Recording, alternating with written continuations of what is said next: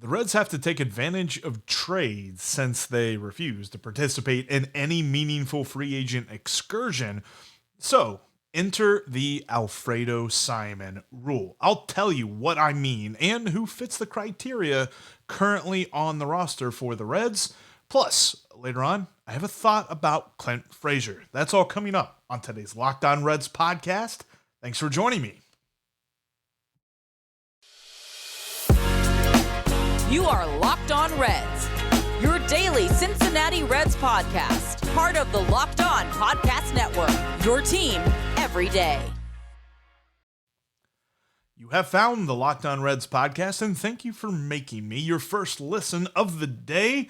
Today, we're going to be talking about quite a bit pertaining to the idea of extrapolating the most value out of a player who maybe outperformed his career norms in a season. I'm going to break that down here in just a moment. Plus, we'll talk about Clint Frazier as well. Got a question from somebody about that on Twitter, and I wanted to address that.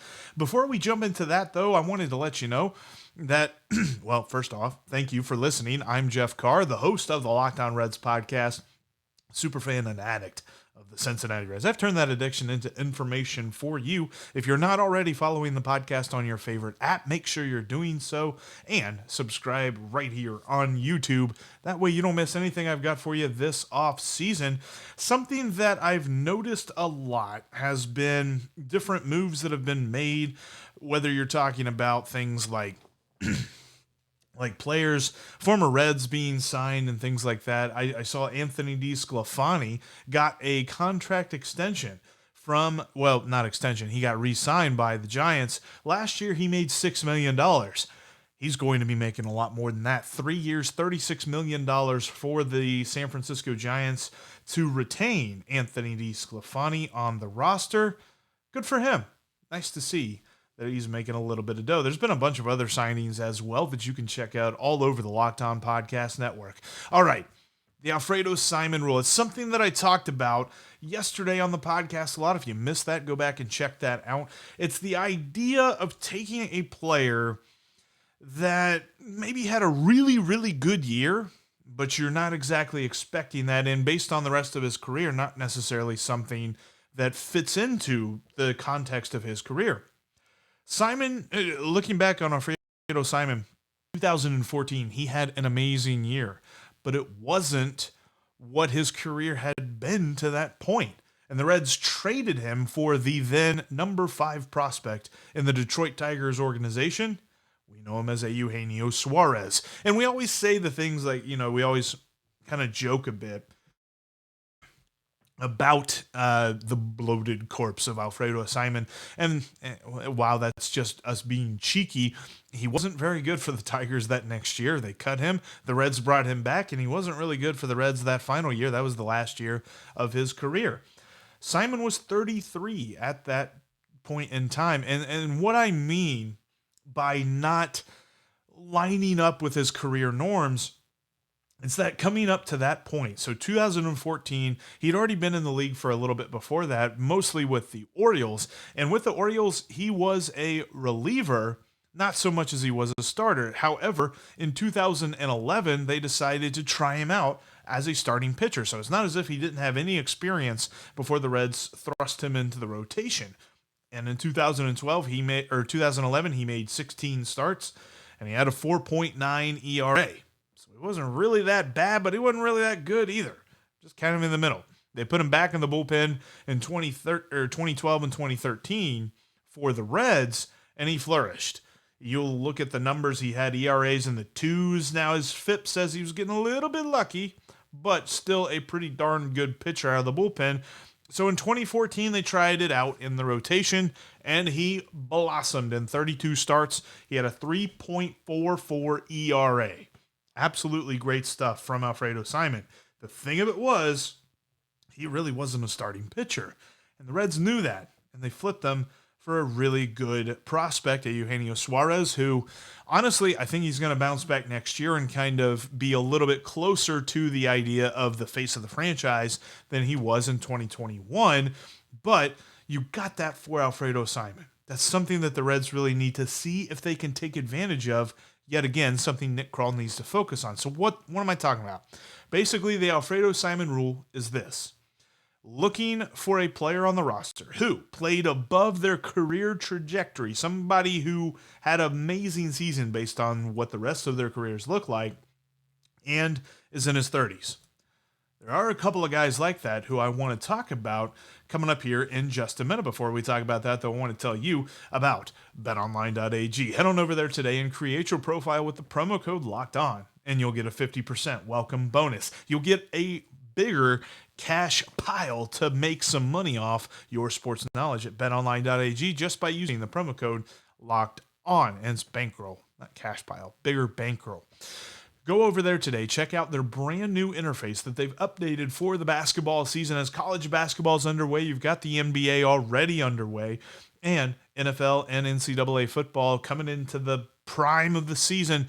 Check them out today on all those lines. You've also got NHL, UFC, you've got boxing as well, and there's some off-season futures for Major League Baseball all on betonline.ag, coupled with your favorite Vegas casino games. That's betonline.ag. Set up your profile today with the promo code LOCKEDON to get 50% added onto your initial deposit and start making some cash off your sports knowledge today at betonline.ag, where the game starts. Also, get your television together. Get it together. Stop it with the multiple profiles. I mean, you probably got a profile for your favorite movies on a different streaming app. You've got another streaming app for your favorite television shows, and maybe even another one for your favorite sporting events.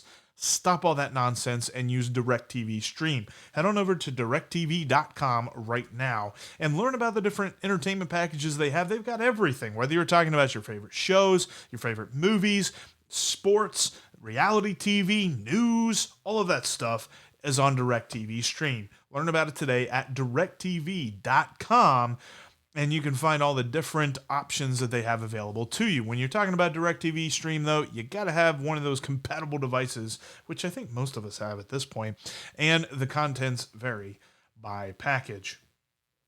All right, so the Alfredo Simon Rule. Looking for a player who not necessarily was playing to his career trajectory, a guy who maybe outperformed, skied out over his skids, which, by the way, thanks for making Locked On Reds your hashtag first listen. Tomorrow we got a great episode. Lucas Smith from the St. Louis Locked On Cardinals podcast is going to join me. We're going to talk about Scott Rowland. You're going to see me agree with a Cardinals fan. That's going to be interesting. But let's look at a couple of guys on the Reds' current roster right now.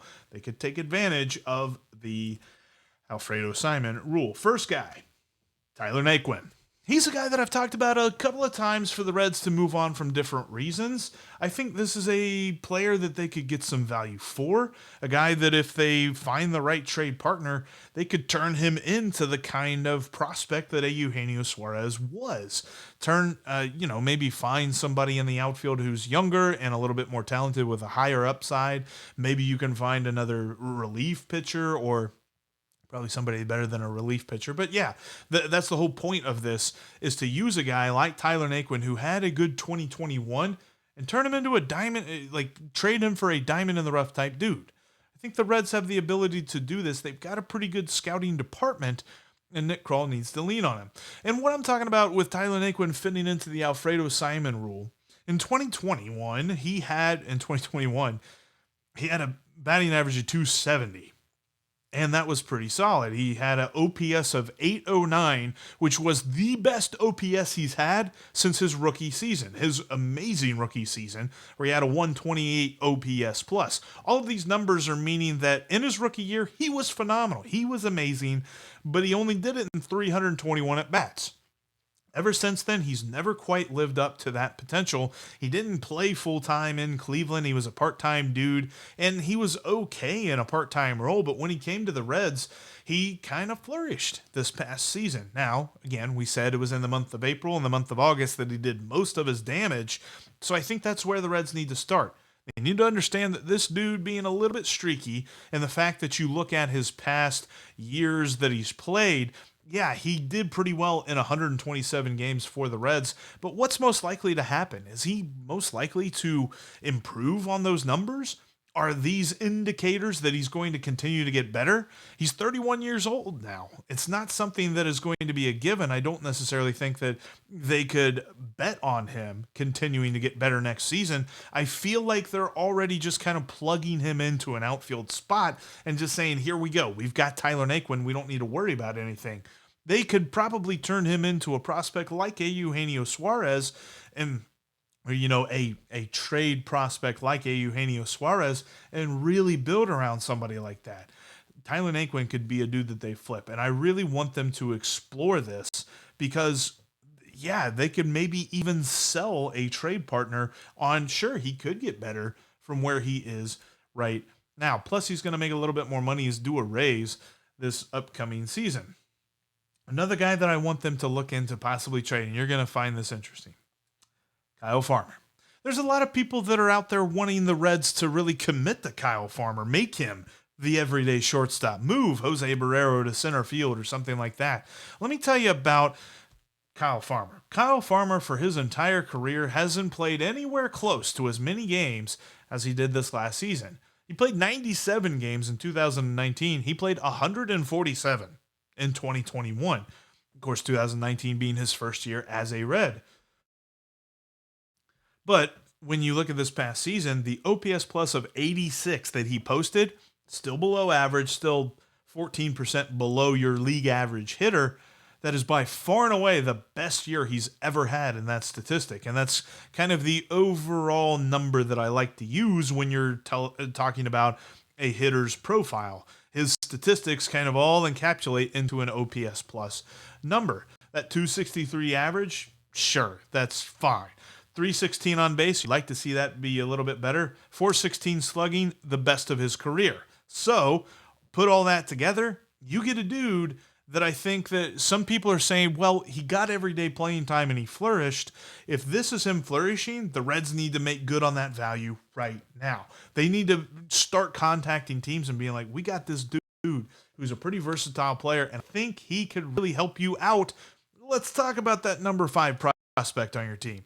That would be an amazing thing, and I'd be super excited to see the Reds do that, because if they're going to sit here and tell us that they're going to trade Luis Castillo and Sonny Gray to see what kind of value they can get out of them while also not paying their contracts, I think they need to be realistic about the guys who they could get value for that aren't necessarily the most obvious trade chips. Kyle Farmer and Tyler Naquin being the chiefest among those. The two guys that I look at on this roster and think those dudes could really bring back some value and could really turn into something for this Reds team. And I think the greatest value for both of those guys would be as trade chips.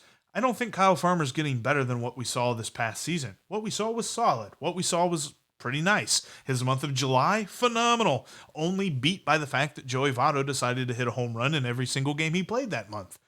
Okay, not really. Almost there. But when you're talking about his month of July, that was amazing. If you take out that month of July and you look at every other month, kind of mediocre. So I'm not thinking that the Reds do go all in on Kyle Farmer and commit to him as an everyday shortstop. I think his best value to the team is once again being that super utility guy who can move around the diamond, who can be a good bench bat for you late in the game. But if you can turn that guy into a possible everyday starter 1 or 2 years down the road, do it. Absolutely do it. This would be Nick Krall being a smart general manager if you could turn the 2021 performance of Kyle Farmer into an Eugenio Suarez-like prospect. And I know, look, I get it.